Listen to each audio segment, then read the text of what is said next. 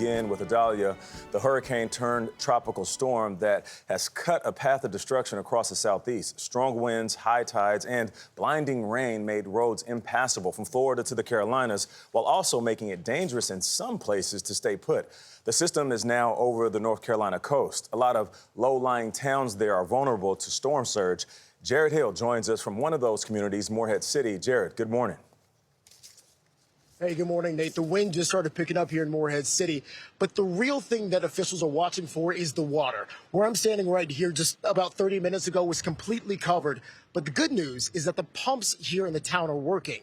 The bad news is that the high tide is still coming, and that could be a concern for the next couple of hours. As Tropical Storm Idalia churned up the coast, it lashed North Carolina with pounding rain and maximum sustained winds of 60 miles per hour. That car's flying! What the? Intense winds created a brief tornado in Goose Creek, lifting this car straight off the ground. Miraculously, the local police chief said 2 people sustained only minor injuries. Several inches of rain and the 5th highest tide on record flooded streets in nearby Charleston. Howling winds and piercing rains descended on Georgia early Wednesday. Downed power lines and trees now block the streets in Burke County.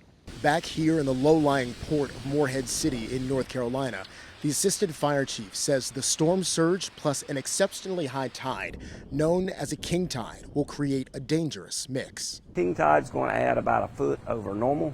If you were to have an emergency, we may or may not be able to reach you.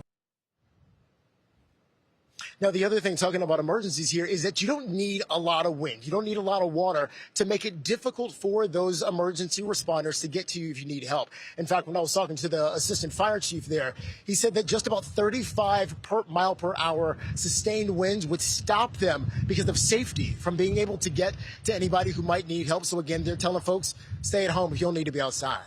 Gayle, back to you. All right, Jared, thank you.